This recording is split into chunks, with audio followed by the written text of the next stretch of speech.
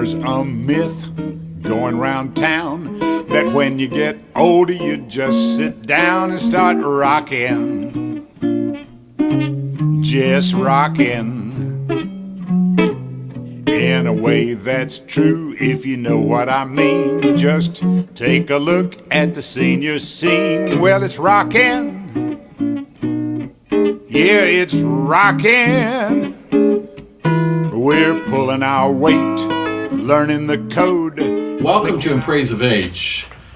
My name is Jerry Passmore. I'm host for today's program. And today's topic, which is really of interest on the show to many of you, is Town of Hillsborough and Fred Cates' impact he's had on it for many, many years, and looking forward to this. I'm delighted and honored to interview Fred Cates, former mayor of the town of Hillsborough. Fred, thank you so much for letting us come into your home here.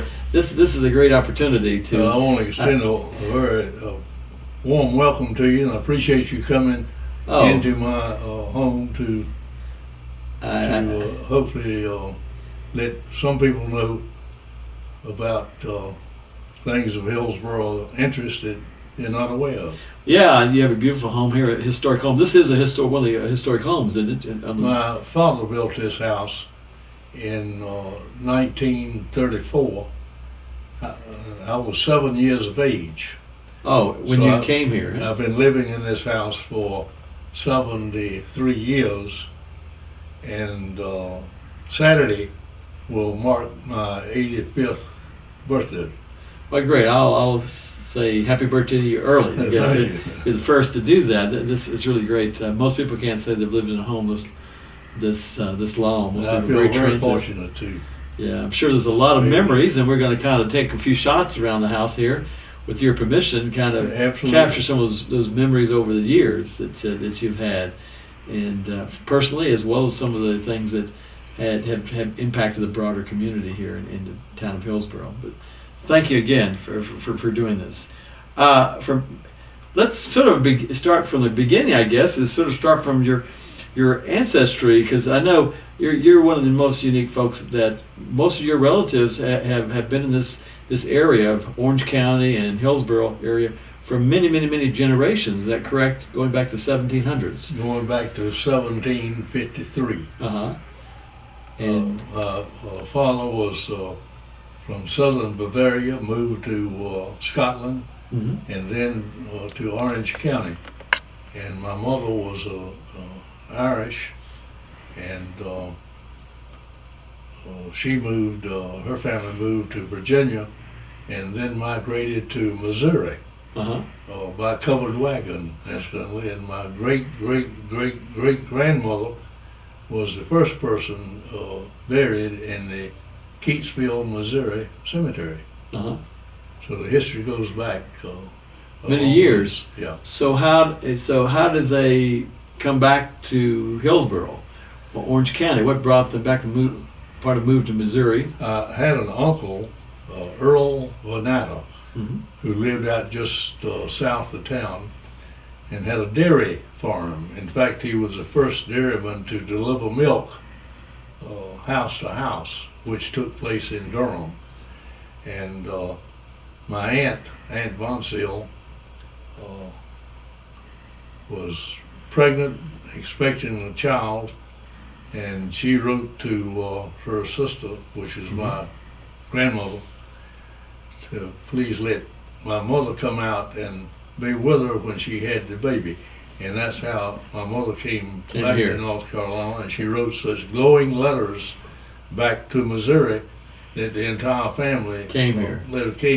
And incidentally, my mother's name was Virginia Von Seal, and my aunt had twin girls. Uh-huh. So she named one Virginia and one Von Seal. Now, what about your father in terms of him, in terms of your mother coming here? So he lived his ancestor was here all the time. The Cateses came here in 1753. Mm-hmm. And that's 753, and the town of Hillsborough was... That was before the town was officially incorporated? Well, the town was never incorporated. It was established in 1759 by King George III of England. So actually, you were here before the official Right. establishment. The town was laid out in 1754. That's interesting. And what was your father's name? Same as mine, Fred S. Case Sr. Senior. Okay. And his picture is right there on the mantle, isn't it? Did you say? My father was 2,000 pounds and 12 foot tall. Mm-hmm. At least I thought he was. Never heard him raise his voice. He was a very large man. He believed in working 18 hours a day, 6 days per week, and he expected everybody else to do the same thing. You mentioned, I see you're wearing a bow tie. Is this in memory of your father? Because did you say your father wore a bow tie when you saw him? Well, the portrait shows he a bow was tie, and he always wore a black bow tie. That's great, kind of a historical. And now, your father, didn't you originally, you lived outside of Hillsborough, your early relatives, and then Well, we had a farm just south of town, Uh-huh. where they now have the Eno River State Park, 139 acres, that my grandfather purchased in 1868. And then along comes the state and decides to put it into the park, which will maintain it hopefully forever. That's great. What in terms of your early family, in terms of growing up as a kid, you have good memories of Hillsborough growing up? Oh, good memories and bad ones. Yeah, I'm sure. Like it's part of life. People Well, realize one of the worst memories was when my brother hit me in the head with a rock and knocked my brains out. And it so upset my mother, she said, well, she's going to wait till Daddy got home and let him straighten out that matter. Yeah. And Dr. Passmore, Mm-hmm.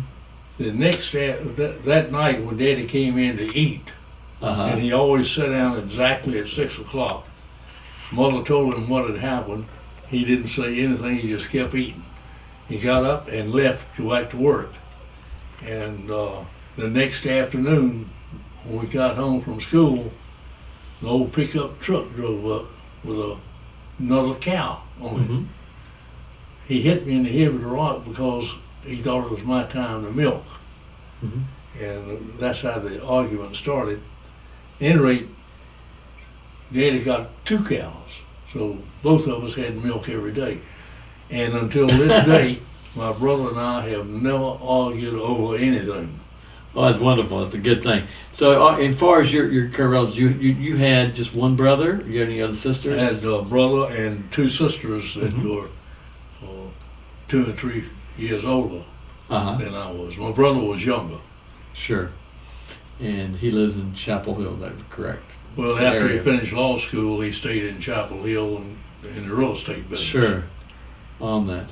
Let's kind of move forward a little bit and talk about you in terms of growing up. Is that you eventually, like many folks, I guess, young went into the service, I guess, during the Second World War, things like that? Right. World War II. As an air cadet at the age of 17. Mm-hmm. They sent me down to the University of Clemson in the Army Specialized Training Program. And the day I turned 18, I went into active service and ended up at Kwajalein Atoll in the Mid-Pacific, the Marshall Islands. Good. Of course, we're going to have to cut out that mention of Clemson since we're in Carolina country. Absolutely. But I notice here on the table, a basketball with Carolina national champs and so forth. So I know you have a lot of connections and have supported the university. I'm a great admirer of Dean Smith. Yes, and he's a wonderful. And Roy Williams. Yes, all those. But so from that experience, then you came back here to Hillsborough, and my understanding that you went to the university, or at least 7 days after I was discharged, I entered the university. And I know you were telling me the most significant experience that you had at the university wasn't going to the library and studying, was it? No, my fondest memory was walking up on the west porch of Spencer Dormitory and for the first time seeing Elizabeth, my wife, instantly, on the spot, fell deathly in love with her. And a couple of years later, we got married. Sure. That's wonderful. I'm sure many viewers that watch this program probably can identify the experience of finding the love of their life on campus as well. Well, now, she didn't fall in love with me immediately, but later I convinced her. You did, yes. And what was her name? Elizabeth Thomas. Thomas. From Carthage, Uh-huh. North Carolina. What was she doing at the university? She was a student. Uh-huh. What was she studying? She got a degree in history and library science, and made straight A's all the time she was in school. Uh-huh. She's a very intelligent lady. She taught me a lot. Well, it sounds like it. Keep you in line, I guess, that kind of thing. So how long after that was before you actually proposed and got married? A couple of years. Couple of years on that. We were married in 1949, Uh-huh. and I met her in 1946, I believe it was. And when you married, you came back to Hillsborough, I guess. Is that right? It's part of that. You had mentioned when we talked at another time about before you went to university that you were in terms of working in the community that you were involved with starting one of the early actually movie theaters in Hillsborough. I operated what was known as the Gem, G-E-M, Gem Theater in West Hillsborough, which was located between the two textile mills, Eno and Bellevue. Uh-huh. So that was probably pretty unique. Did they have a similar theater in Chapel Hill, or this was one of the few? Oh yeah. Types there. That's the Gem was the second theater. They also had the Osmond Theater that was located here. Yeah, it's kind of like theaters who came and went. And that was downtown, and the Gem was at West Hillsborough. Uh-huh. And what made you decide to get involved with the theater business? My father owned it, Uh-huh.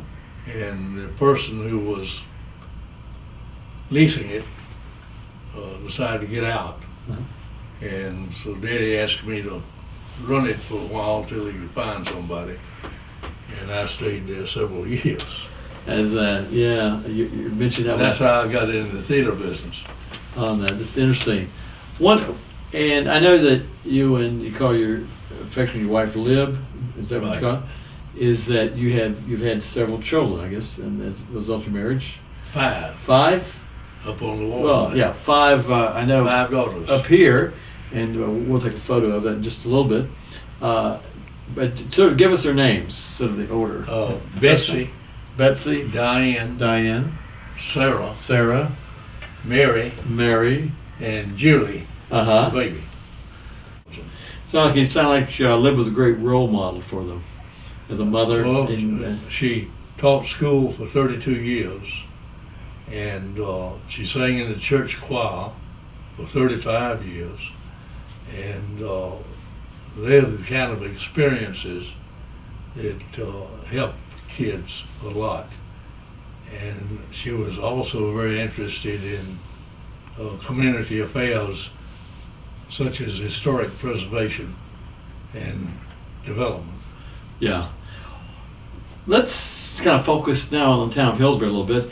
What got you involved? I know you, in terms of being mayor of Hillsborough, and you became mayor in what year was that? 1967.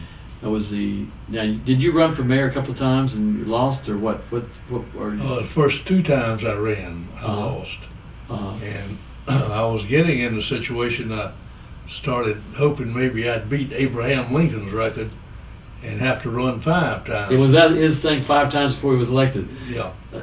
So, but that didn't work that way because the people in Hillsborough got tired of voting for not voting for me, I guess.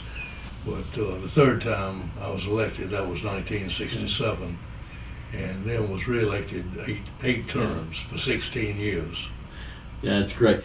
One of the things that I know around the time that you became the mayor was this whole issue of, a lot of people may not know, sort of the whole issue of renaming the town. I think the way we spell it, the Hillsborough now, didn't Well, always through the exist. years they dropped the UGH. Uh-huh.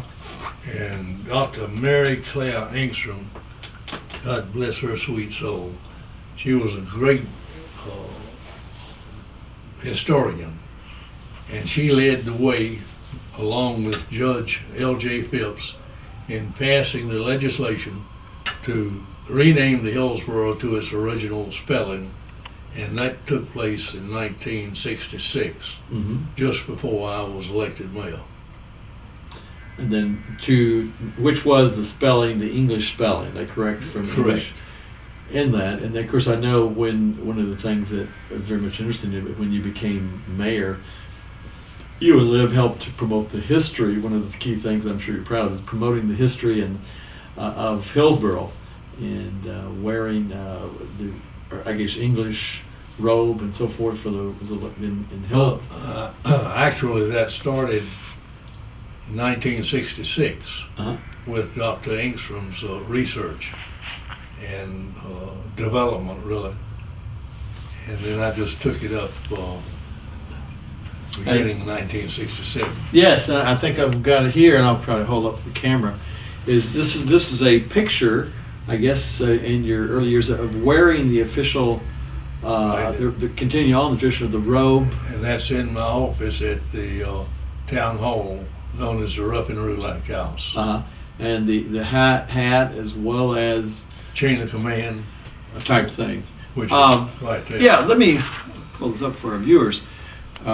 Set this over here.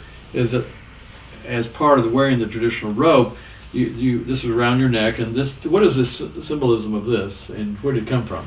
It originated, the idea of it, or the origination, was from London. Mm-hmm. The Lord Mayor of London wore similar outfits.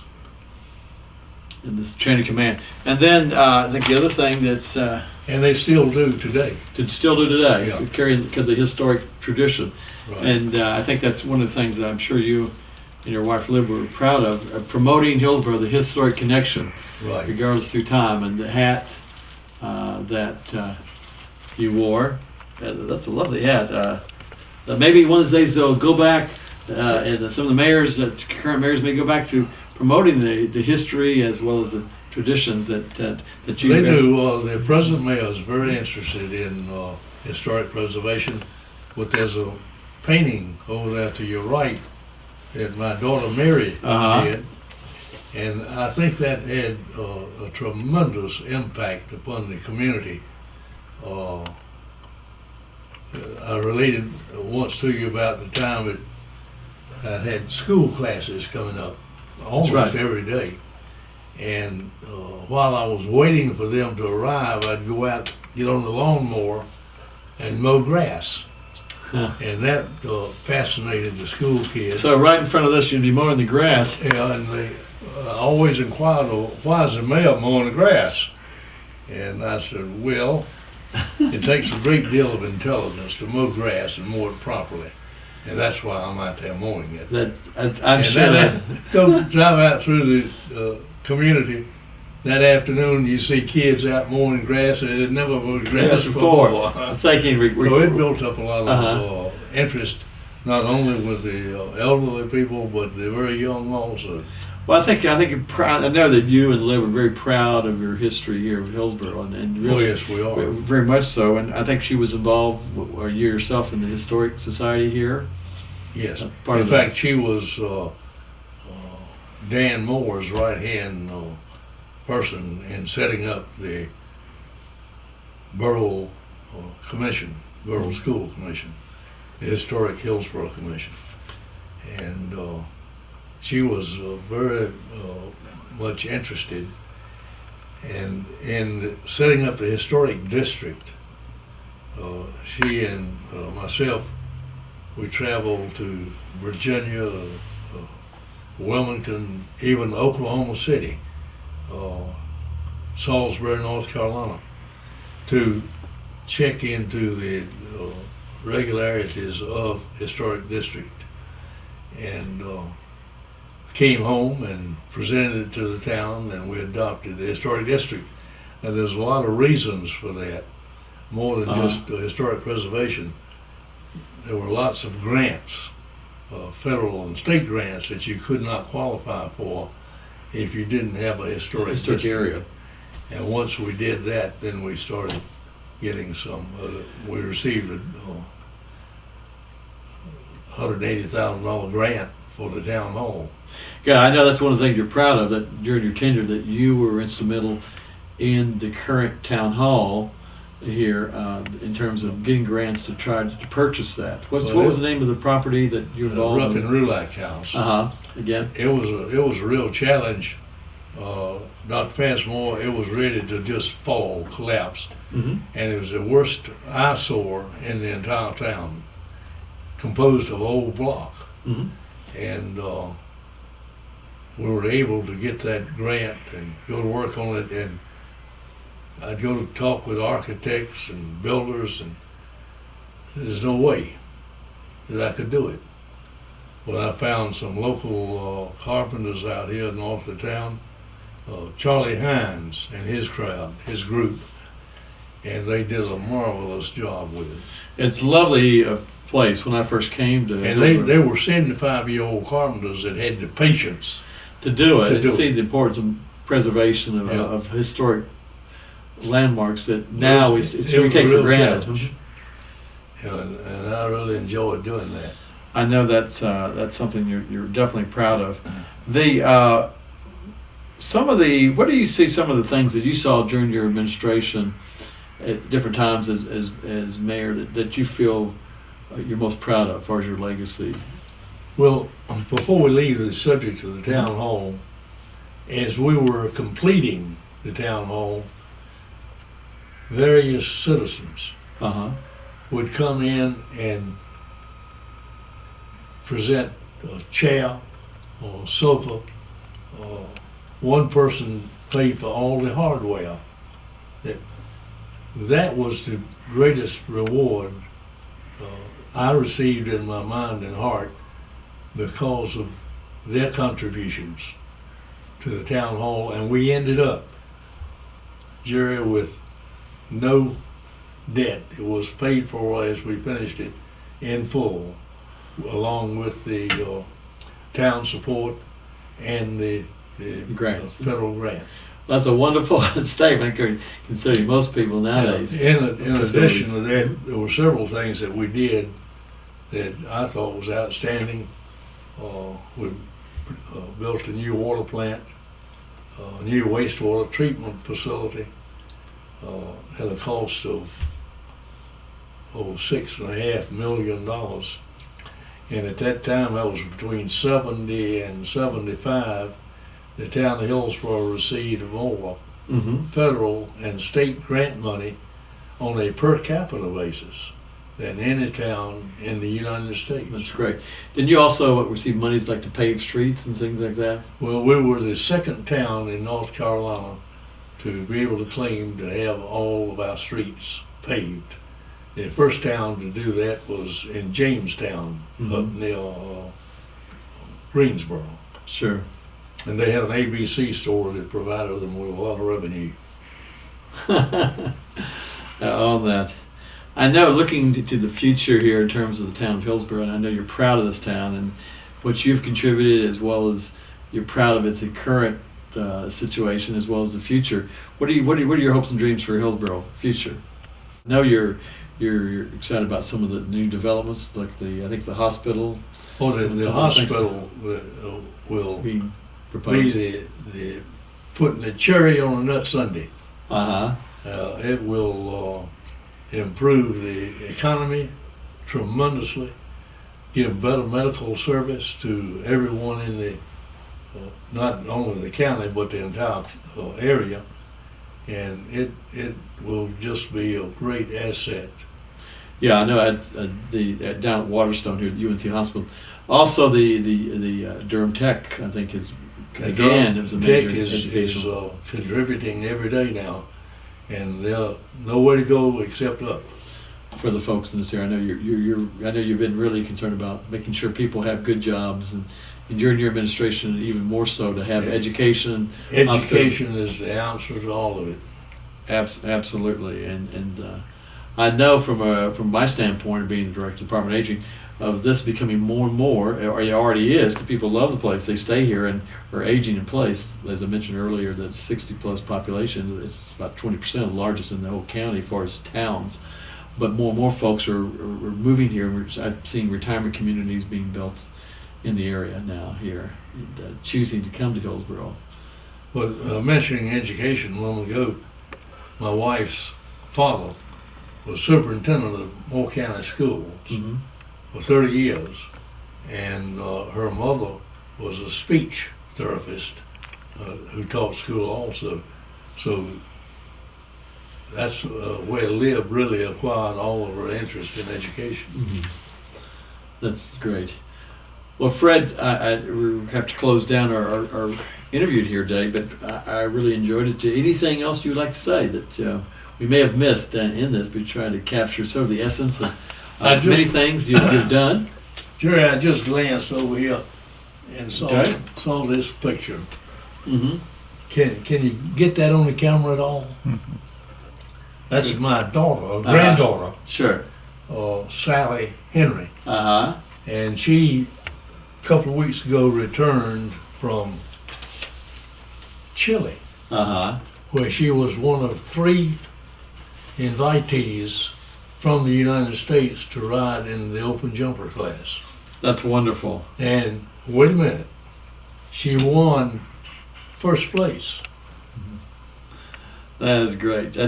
I think in terms of closing today, I think you kind of capture from that your excitement about that when it comes down to everything, the most important thing is family.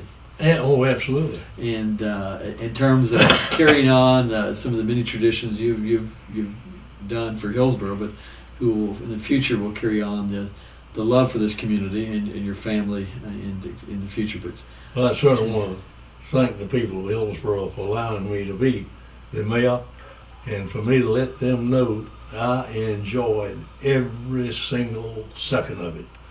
Okay.